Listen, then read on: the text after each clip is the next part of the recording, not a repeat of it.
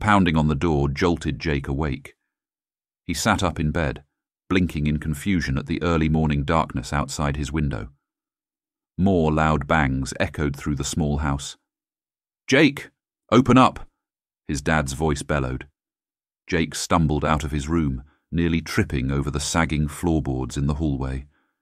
His parents' bedroom door squeaked open, and his mum peered out, hair dishevelled, face tense. "What's happening?" Jake mumbled, his heart thudding. His dad's shouts grew louder. "I know you're in there. This is my land now." Jake scrambled to the front door and peered out the peephole. Outside stood two large men in neon safety vests and hard hats. One held a clipboard, while the other pounded a gloved fist on the door. Jake's stomach dropped. The land poachers. They'd been threatening his family for months, ever since the county announced plans to develop this area. As part of the tribal nation, Jake's family had legal right to their homestead, but the poachers kept intimidating them, trying to get them to leave. And now they were here banging on their door at 6 a.m. "Dad!" Jake pleaded as his father came stomping into view. "Don't let them take our house!" "Go away!" Jake shouted, his voice trembling. "You can't make us leave!" The poacher pounded harder, making Jake jump back. "It's not up to you, boy. I already bought this place. Now open up before I break down the door." His dad's dark eyes flashed with anger. He turned back to Jake's mum. "Stay inside with Jake. I'll handle this." Dread filled Jake's gut as his dad stepped out onto the porch. The door clicked locked behind him. Jake pressed against it, peering out the front window. He couldn't make out their conversation over the blood roaring in his ears. Then one of the poachers shoved his dad in the chest. Jake burst through the door onto the porch. "Hey!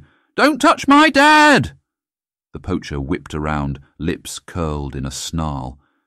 Jake's courage dried up as the man stormed toward him. His dad jumped in front, arms spread wide. "Enough! Just go!" He tried steering Jake back inside, but Jake planted his feet. The poacher with the clipboard eyed Jake coldly.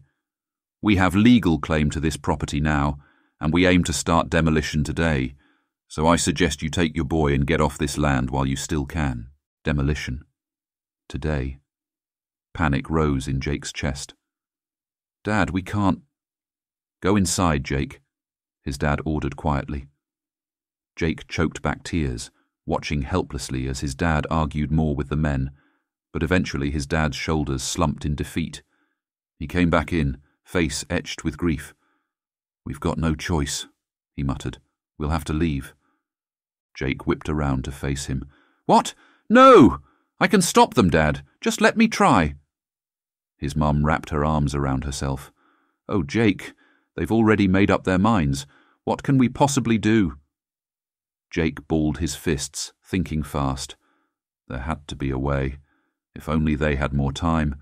Just a few days even. Enough to come up with a plan, or get a lawyer, or... Then Jake remembered the stories his grandfather used to tell him. Ancient tales of powerful spirits that watched over their people, keeping away those who wished them harm. Spirits that could be called upon in times of need. Jake met his dad's eyes. "The lowa'guna," he said urgently. "We can summon one." His dad's face drained of colour. "No, Jake, those are just legends. We can't—" "We have to try," Jake cut in. "Grandpa said they'll protect our home if summoned." His mom trembled, eyes brimming with tears. She looked to Jake's dad pleadingly. His dad wavered, glancing back outside as the poachers paced along the porch. He focused on Jake. Even if those old stories are true, the ritual... He dragged a hand down his weathered face. "It's too dangerous." Jake grabbed his shoulders. "More dangerous than losing our home." His dad stared back at him helplessly. Jake pressed on. "Grandpa did it before, back in the 70s mining days.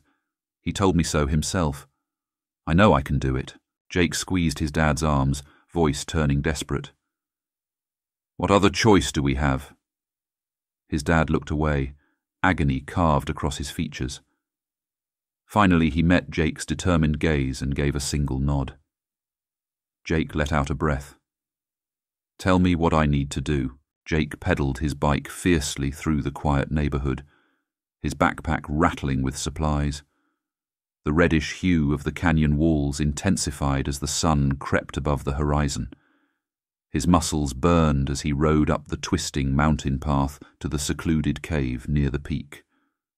He ditched his bike in the shrubs and climbed the rocky slope to the cave's narrow entrance. Crouching low, he pulled out a battery lantern and squeezed inside. Cold air raised goosebumps on his skin. He shone the light along the damp walls covered in ancient petroglyphs, spirals, hunters, animals, all etched into the stone centuries before by his ancestors. "Looking for you, grandfather," Jake whispered. He held his light up to a symbol he recognized near the back of the cave, the lowa'guna. The fearsome spirit was drawn in rich red-brown, horns curling back from its triangular head. Strong arms gripped a stone spear, ready to strike. Jake studied its feet, 5 sharp talons on each, just as his grandpa had described from his own ritual years ago. Jake got to work, pulling out the items his dad said he would need: sage, ground turquoise stones, a woven bracelet, and a stone knife. He laid out the ingredients with reverent hands. The sage and turquoise would draw the spirit's essence from the ground into this world. The bracelet would bind the spirit as a protector to their family, and if things went wrong, the obsidian blade could dispel the spirit completely. Jake placed the lantern near his makeshift altar and sat cross-legged before it. He lit the sage bundle and wafted the pungent smoke over his body, just as he'd been instructed. Cleansing smoke to purify his mind and spirit, opening a channel to the ancient forces beneath him.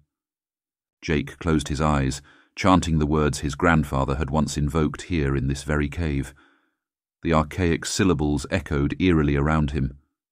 His pulse quickened, but he forced himself to keep going, calling the spirit back from its slumber. The smoke thickened, stinging his eyes. The turquoise grains began to glow with ethereal light. Jake swayed as he chanted louder, blood rushing in his ears. A strange energy electrified the air, prickling his skin. Then the light exploded through his eyelids. Jake's chant cut short as a blood-curdling screech filled the cave. His eyes flew open. Towering before him was a 9-foot beast with crimson skin and eyes of blazing white fire. Jake lurched back with a gasp. Oh God, it worked. The lowa'guna spread its long arms, curving black talons extending from each fingertip. Those depthless white eyes bored into Jake as it bared its rows of razor fangs. Fear jolted down Jake's spine. He fought the urge to run as the spirit took a thundering step toward him. "I come at your call," it boomed, voice echoing through Jake's bones. "Declare your plea, mortal." Jake's mind blanked in panic. What was he supposed to say?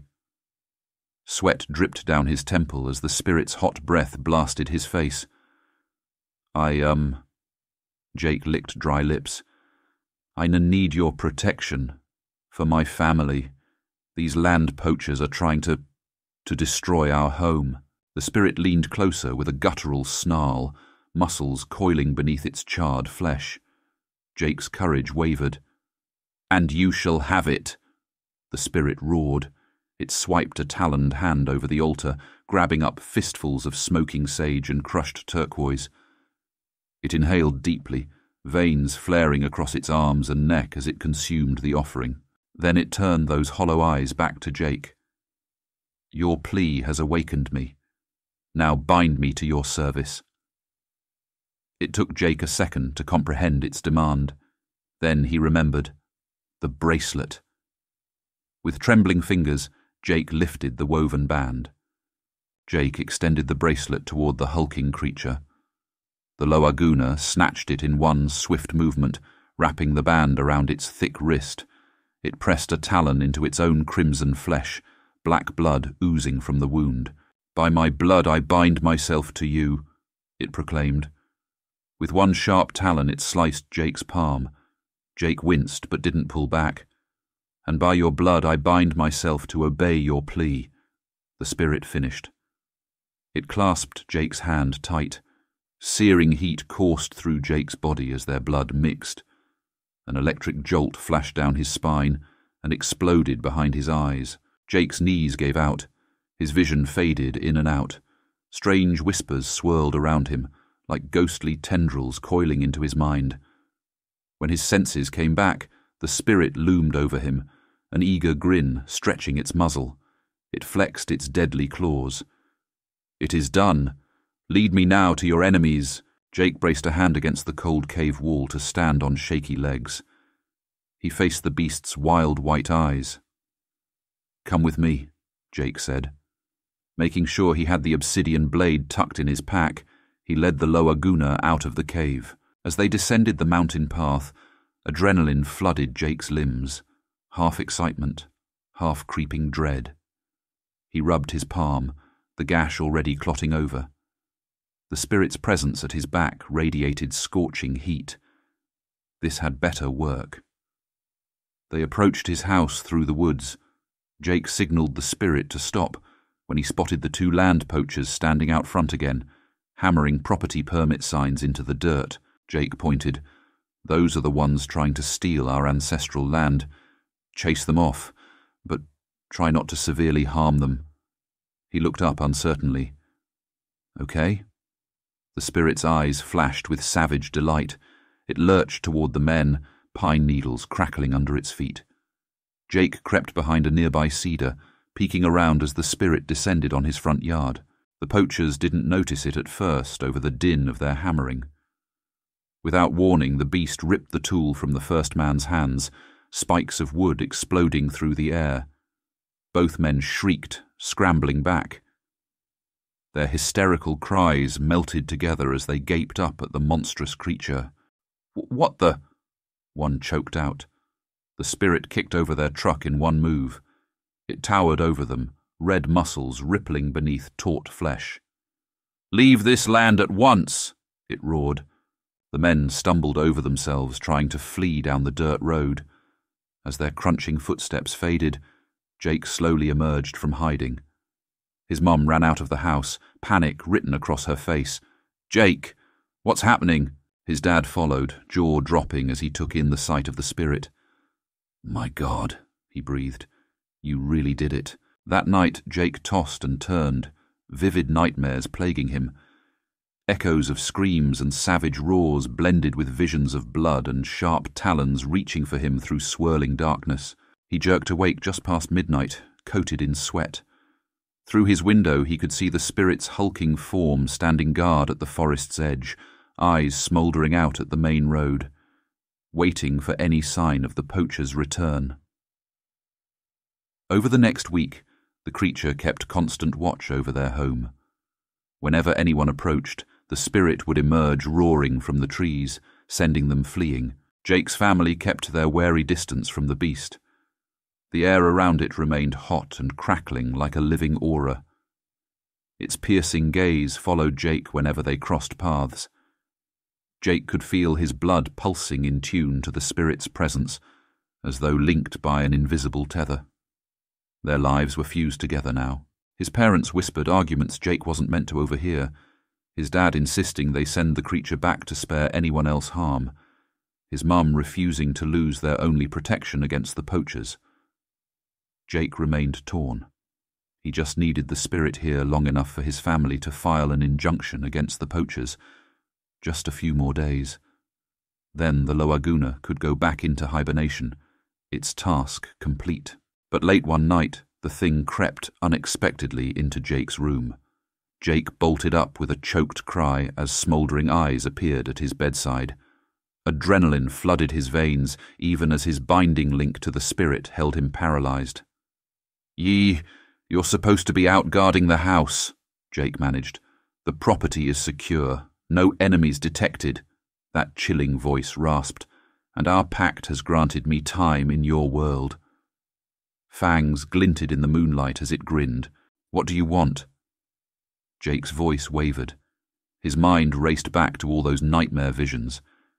The spirit leaned closer, white eyes narrowing. "To feed," it whispered. Frigid horror trickled down Jake's spine. No, you can't." It grabbed Jake by the shirt, yanking him halfway off the mattress. "But I must. Our pact demands payment. In flesh and blood." Jake kicked and thrashed. "No, let me go!" His pulse roared in his ears. This couldn't be happening, not when they were so close to getting the poachers to surrender. The spirit dragged Jake toward the window, preternatural strength forcing his limbs to go limp. Moonlight glinted off its curved talons. Then a new silhouette filled the bedroom doorway. Jake's dad stood there, clutching the obsidian blade. "Get the hell away from my son!" he shouted. He leapt forward, driving the carved knife toward the spirit's chest. With a bellow of rage, the creature swiped out its claws. Jake hit the floor hard as the beasts released him. He crawled back against the wall with a strangled cry, clutching his throat as dark blood flowed down his heaving chest. But it wasn't his blood. Jake raised his eyes to see his father suspended against the far wall, face frozen in a mask of agony. 5 deep gashes ripped across his torso, red pooling beneath him. The spirit stood center room, black blood trickling from the knife lodged in its chest. Those ghostly eyes found Jake again. "Now you see the price of our bond," it rasped coldly. Jake could only stare, choked sobs escaping his lips as his father's lifeless body slid to the floor. Jake jolted awake, images from the nightmare still raw and vivid in his mind. Frantically, he ran his hands along his undamaged chest and scanned his moonlit room. No spirits, no blood. Just another dream. He jumped out of bed to check on his dad, but freezing air bit at his skin the instant he left his room. Jake inhaled sharply. A line of red spattered the floor down the hall. No. Jake's bare feet stuck to the hardwood as he forced himself toward his parents' bedroom. Inside, he could see their bed, tipped over, blankets shredded and soaked crimson. "No!" Jake screamed. He spun away from the gory sight, panic threatening to suffocate him. This can't be real. Please let this be another dream. The house shuddered as heavy footsteps stomped up the porch stairs. Jake froze at the sound of splintering wood, followed by the scrape of gnarled talons along the hallway floorboards. That eerie white glow filled the end of the hall. Jake turned to run, but pipes burst through the floorboards, twisting around his arms and legs like pythons. He crashed down hard, air punched from his lungs. "No, let me go." Jake fought the iron-like grip as he was dragged along the passageway, the creature's menacing outline coming into view. It loomed over Jake, steam rising from the gore dripping down its torso and arms. Jake thrashed harder, skin tearing around the piping as he screamed, "Why are you doing this? We had a deal." "The pact is forged in blood," it snarled, rotten breath washing over Jake's face. "And blood must continue to flow if you wish to remain on this precious land." Jake shook his head in denial, hyperventilating through wrenching sobs. This wasn't supposed to happen. "But please, I'll reverse the ritual. Just stop." A sharp talon dragged along Jake's forearm. He cringed as dark liquid welled up in its wake. The pipes held him firm as the demon cupped Jake's jaw with crushing force, tilting his head to fully expose his throat. Too late for that. Jake thrashed wildly, the demon's icy words echoing in his mind. Too late to reverse the ritual. Too late to undo his mistake. Frigid realization seeped into Jake's mind. This ravenous spirit would never stop. It would drain every last drop of his family's blood, keeping their own spirits trapped here with its cruel magic to feed its eternal hunger, unless Jake stopped it. Summoning the last of his courage, Jake twisted his body sharply. He sank his teeth into the iron pipe binding his left arm and slammed his shoulder against the floor. Searing pain exploded down his arm as the flesh tore. With a desperate cry, Jake ripped his arm free from the pipe's dark enchantment. He flung himself sideways, his outstretched fingers finding the cursed obsidian blade, still lodged deep in the spirit's chest. Howling rage shook the walls as Jake wrapped both hands around the carved hilt. The demon swiped razor claws at Jake's face. Jake shrieked as the talons raked down his cheek, instantly blinding his left eye. Twisting the blade with every shred of strength left in his mangled body, Jake drove it to the hilt into the demon's fiery heart. An unearthly scream erupted as black blood gushed over Jake's forearms. The pipes crumbled away instantly. The raging spirit clutched its chest, jaws open impossibly wide as a vortex exploded from within. The maelstrom engulfed it completely, then contracted back inward like a dying star. Jake collapsed face down on the hallway floor as reality came churning back around him. Darkness swam into place along his left periphery. The pain was blinding.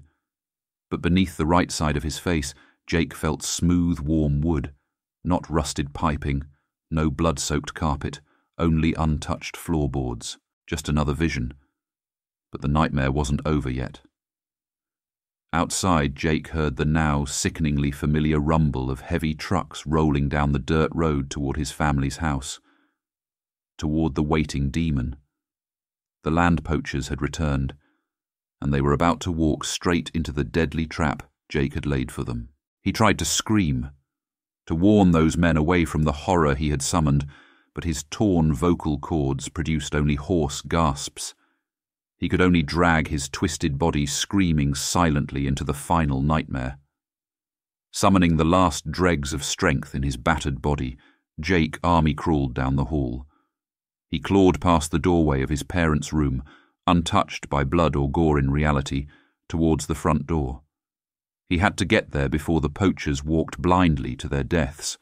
This malignant spirit would flay them without hesitation the moment they set foot on the property. Jake dragged his crippled body across the porch and tumbled down the front steps. He landed with a garbled cry, grasping at tufts of grass to pull himself forward. In the distance, he spotted the poachers' trucks bouncing up the road framed by the smouldering Red Canyon walls. Jake rasped helplessly through his ravaged throat, waving a weak arm. Too late. A thunderous roar split the air as the demon burst from the tree line. It vaulted over Jake's lawn in 2 enormous strides, swiping its meaty fists out before the trucks. Jake cringed at the shriek of metal and tires as both vehicles swerved violently, crashing hood first into the roadside gully. The poacher in the lead truck kicked his dented door open. "What in God's name?" His voice cut off with a gurgle as the demon lifted the vehicle over its head. "No!" Jake wheezed. "Stop!" But it was barely a whisper. The demon brought the truck crashing down over the second vehicle. Glass exploded outward. The crunch of metal and bone cracked through the air like gunfire. Then the beast was dragging bodies from the wreckage, its skin burning red as the canyon stone. It sank its fangs into limp necks as Jake watched, paralyzed with horror. The demon raised its blood-drenched face to Jake, eyes smouldering. It took one clomping step toward him, flesh caught in its grinning teeth. "We had a deal," it rasped, guttural voice bubbling with dark amusement. It took another lumbering step. "And deals must be honored." Jake crab-walked backward, his shredded throat tightening in silent screams as the nightmare closed in. Jake's back slammed against something solid, a tree trunk. He grappled to pull himself upright as his pulse thundered. The demon stalked closer, viscera dripping from its jaws, white eyes burning with insatiable bloodlust. Jake's heart threatened to detonate in his chest. He leaned heavily against the pine, his remaining strength focused solely on staying vertical. He couldn't defend himself like this, couldn't flee like this. All he could do was grip the bark behind him until splinters dug into his palms, until the creature ripped him apart like the others. He stared at the guts strewn around the mutilated bodies of those poachers. Something hollow settled in his gut. They hadn't deserved this. If he hadn't called the demon here, their lives would be forever spared. He closed his eyes, guilt and despair washing over him. The poachers got what they had coming. His own voice echoed back in his head, a memory from just days before. But somehow it already felt like another lifetime. He'd told the demon not to hurt them too badly, just chase them off. And the beast had obeyed. It all dawned on Jake at once. The twisted visions, the blood pacts, the nightmarish glee as it slaughtered those men. The demon only understood violence. That's why his grandfather had summoned it decades ago when miners invaded their sacred sites. It hadn't come out of duty, but bloodlust, and it only stopped chasing off those ancient threats when Jake's kin had dispelled it. A new sort of clarity settled over Jake then. He recalled the legends. Binding rituals were only as potent as the binder, and violence would only beget more violence unless he commanded otherwise. Jake curled his tongue along the ragged edges of his torn mouth. On numb lips he found the words, "I banish you, lowa'guna, by my blood and my word." The command came as barely more than a rasp, but the effect was instant. The demon's footfalls faltered, arms falling limp at its sides. It stared at Jake with what almost looked like shock, the fog in its hollow eyes clearing for the first time. Summoning up his last dregs of power, Jake robbed those final steps between them. He plunged his fingers into the smouldering wound still gaping in the beast's chest. The demon howled, staggering back as black blood sizzled against Jake's skin. But he only drove his fingers deeper still, gripping the ancient obsidian blade by the blistering hilt. With a violent wrench of his shoulder, Jake ripped it loose from that cursed flesh. He staggered back against the pine again, drained and gasping, but clinging desperately now to hope. "Leave us," Jake choked out. "Your task is finished." He let his hand fall open. The blood-slicked knife slipped from his fingers and sank softly back into the waiting earth. A guttural roar shook the trees as the demon thrashed against the banishment spell. Jake tensed, clutching his throbbing arm. Was it not enough? The creature lurched back, talons clutching its face. Its bestial screams turned shrill as smoky tendrils burst from its eyes and gaping jaws. The dark mists coiled and swirled, slowly dissolving the demon's solid form. Within moments, the billowing shadow beast gave one last, unearthly shriek before imploding in a violent blast. Jake shielded his face as a shockwave of dust and debris erupted outward.